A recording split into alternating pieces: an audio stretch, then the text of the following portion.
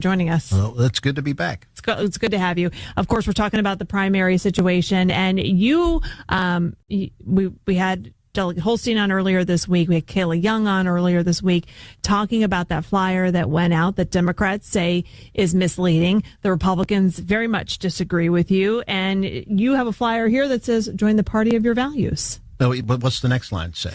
Only registered Republicans can vote on May 12th. That's the problem. Okay. I mean, if that line that's the problem. That's their mailer. That's their mailer. Okay. Yeah, that's what I brought in because there's been a lot of talk about. First of all, I just wanted to say I was really glad to hear on the way in. I heard that all the first responders that they're out of the hospital and should be back to work, and that's a relief to hear about what happened yesterday. And so we're getting more and more information. But now we're hearing the Chemical Safety Board is on their way back to Charleston. They have been to Charleston quite a few. And I'll just say this real quick about that. They're going to make recommendations, and the legislature should follow those recommendations. And too many times the Chemical Safety Board has been here and made recommendations, and they've largely been ignored.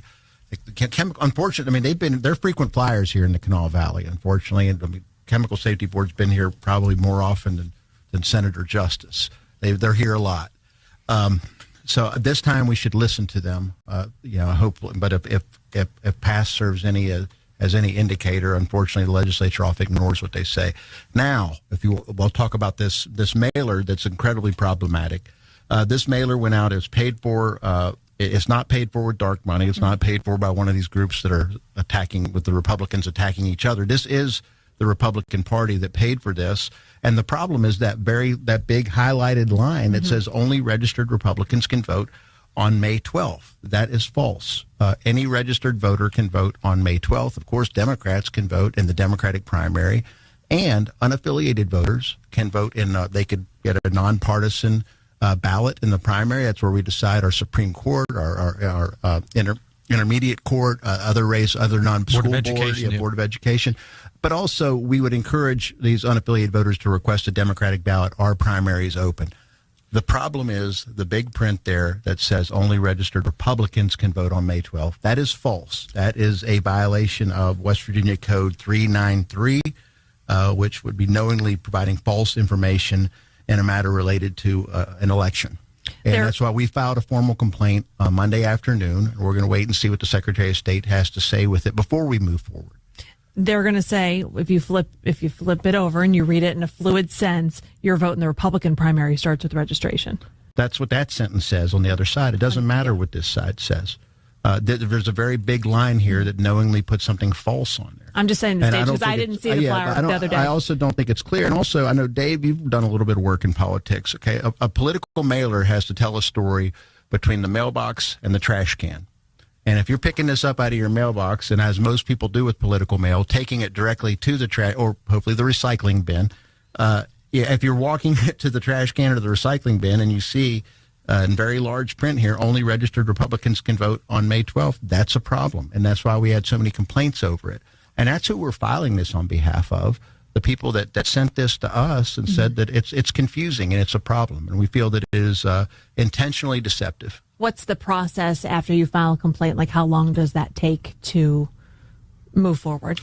I've not had to file a complaint before, but hopefully they do it. Hopefully they give us an opinion quickly, and then we'll decide to move forward if we decide to do so. Do you know from your time in the Secretary of State's office? No, actually, officer? I don't, because that wasn't the division I was in. I do not know, but we'll certainly we'll get an answer on that. Yeah, we should have an answer soon. I think it's fairly clear. So, I think they'll give us an answer one way or the other fairly soon, and then we'll have our discussion to decide what to do from there. Now, we had a couple days ago, we had the state Republican Party chair, also a delegate, Josh Holstein, on the show, and he talked about the registration numbers.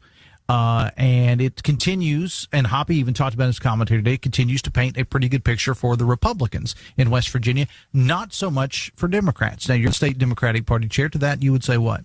That is, that has been a trend over the past several decades. I mean, it's happened over several decades. We've seen this trend, but what we have not seen is a huge surge in independents switching to vote in the primary. And maybe that's why we're seeing mail like this.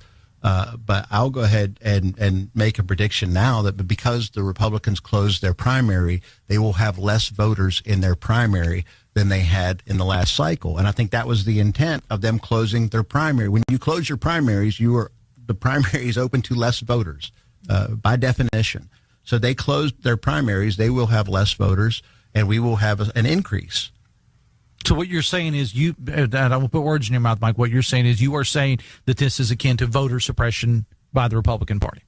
Yes, that's what this appears to be, having this statement on a flyer saying only registered Republicans can vote on May 12th, which is a false statement, that is an effort to suppress votes. Why they are doing that, I don't know. I mean, could it be that they're worried about the judicial races, the Supreme Court race, or the intermediate? I don't know why they would do it. You'd have to ask them why it was done.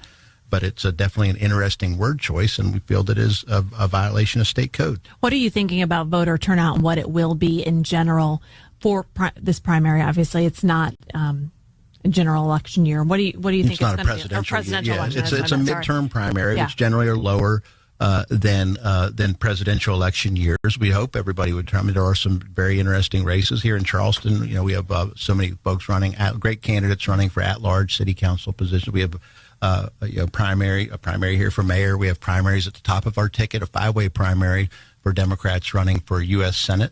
There's a primary on the other side. I heard one of those candidates earlier on Talkline, I believe, is running on the Republican side. That's a very interesting race. I would hope it would come out, and that's why on our side, we're encouraging people to come out and vote and encouraging unaffiliated voters to request a Democratic ballot. That's what they will need to do. And the good news is when they get handed that ballot, there will be a lot of choices on there for them to make. You guys worked hard to get more candidates on the ballot this time around.